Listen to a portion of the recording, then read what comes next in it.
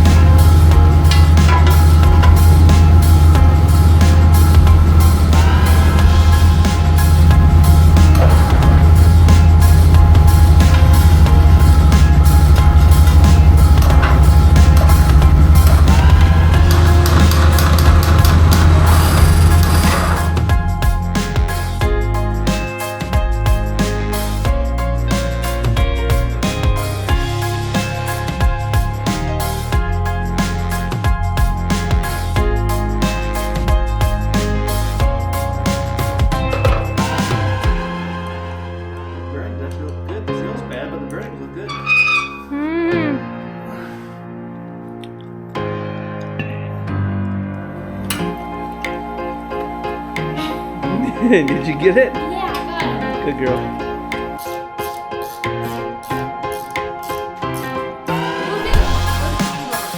From what? What kind of axle? Ford what?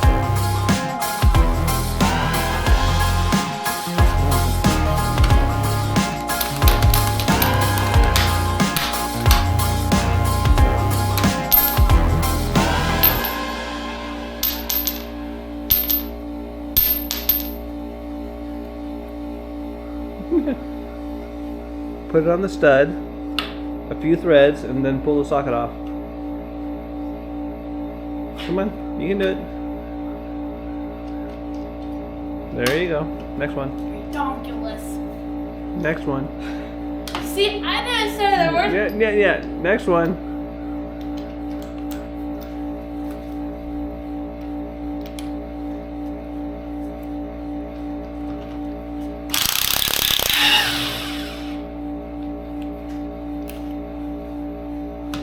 Wow.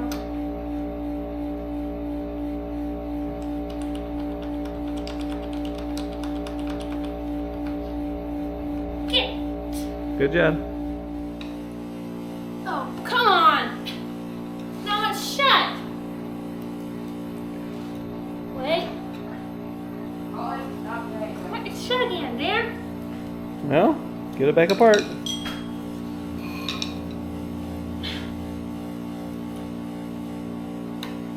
Hold it flatter. Flatter.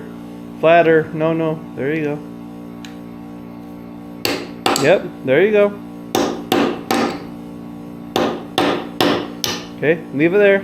Get the screwdriver on the other side. Other side. This side. Mm-hmm.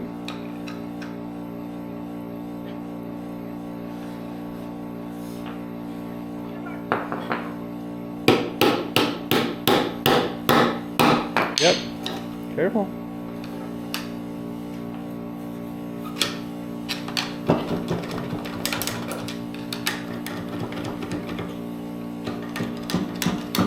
Yep. Careful. Got it. Got it? I got it. Okay. Oh, hang on. So, this is gonna fight you. Someone put these copper washers on there. See this? Let's take them off. Okay. Over here too. Okay. So what we want to do is try to pry this thing off evenly. So get your side. I'll get my side. Yep. Pry it up.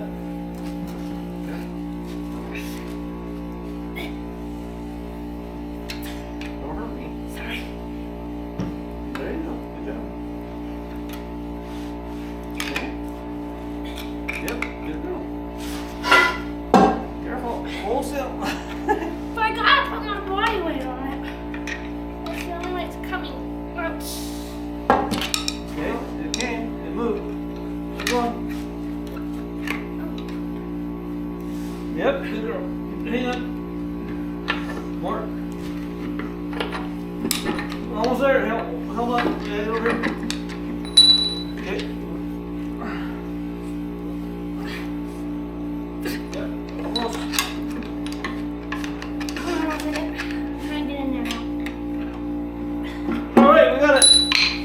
Okay, hold still. Oh dear, that's heavy. It's really heavy. Can you pick it up and put it on the bench over there? Over there. One. Oh my gosh! Very nice. Good job. That's heavier than the transfer case. Yeah, it's heavy. Good job. Stop filming now.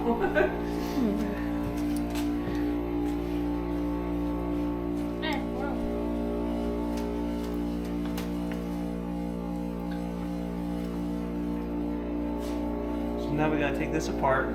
We gotta re-gear this, put new bearings in it, readjust the backlash and the pinion depth, and then this will be ready to go back in. And We also gotta change the oil out of that thing. Oh yeah, and we change out the bearings and seals on the end of the shafts, and grind off the mounts, weld on new mounts, it's ready to go in. We're good. Okay.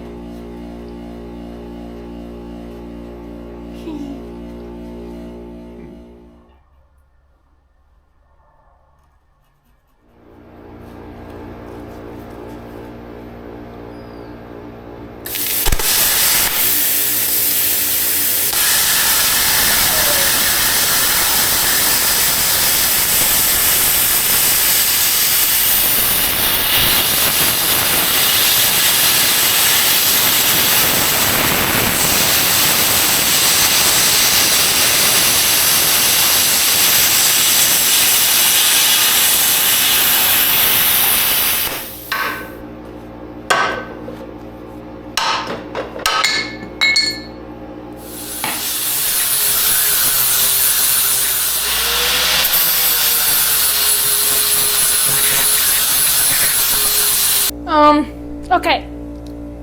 So, this is a Dana 35, which is the same shaft that is in the Chief. But these are the Ford 9-inch shafts. These are weak for a Ford, but way stronger than a Dana 35. Look at the difference between these splines and how different they are in size. Look at the shafts of how different they are in size. A little bit of an interesting development with this Ford 9-inch. This was pulled out from underneath the 1973 F100. So my thought and assumption was that's what kind of axle it was. It's not. The biggest giveaway was that the axle width was incorrect. 73 F100 should be somewhere around 60 inches from wheel mounting surface to wheel mounting surface. This one was 65, and so I'm like, I don't know what to think of that. Is it just, the internet's wrong? I don't know. But then after I got the shafts out, it became pretty obvious that these are 31 spline shafts instead of 28. So they are definitely not out of a 1973 F100. This is probably like a 75 to 79, 80 F150 axle, which is great. It got a better axle shafts, right? And a better carrier, all that. Then I found out something else. When I pulled these out, one axle shaft had a tapered bearing, the other one had a roller bearing. So I thought, okay, he snapped a shaft, broke a shaft, buggered it up, went to the junkyard, pulled a different one out, and used what he had.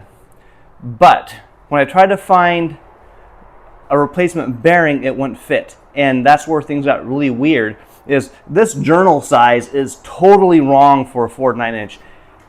I really think this axle shaft is out of a Ford 8.8, like a 94 and later 8.8, and somehow he modified the end of this thing and unC-clipped it to get it to fit into a Ford 9-inch housing.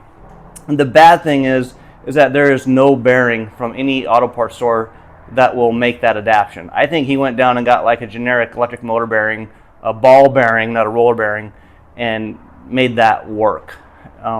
So anyways, not going to use the shaft, which brings me to the point of why we're using this Ford 9-inch and not the Dana 44 out of the Wagoneer.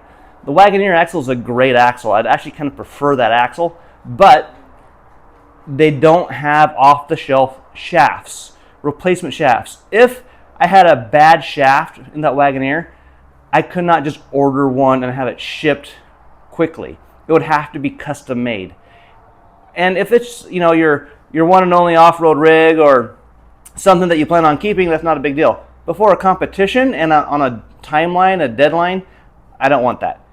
I need to be able to order a shaft off the shelf and have it shipped here, which is the whole reason I decided to go with the Ford 9-inch. And I'm glad I did, because a replacement shaft for this axle is like $75 with wheel studs off Amazon. They're all over the place. So that alone is why I went with the Ford 9-inch axle, and it's already paying off. I can get parts for this thing readily available off Amazon, anywhere else, and they're inexpensive. I don't have to have them custom made. So just kind of a heads up, we're going with the Ford 9-inch rear end, and that's why we're doing it. And so far, I think it's going to be a good fit for this lightweight Jeep. It's way more axle than we need. Today's video was filmed by Miss Macy. Hi! If you think she did a good job, why don't you buy her a coffee? Link is in the description below. I'm going broke buying coffee for this kid. Help me out. Thank you, everyone.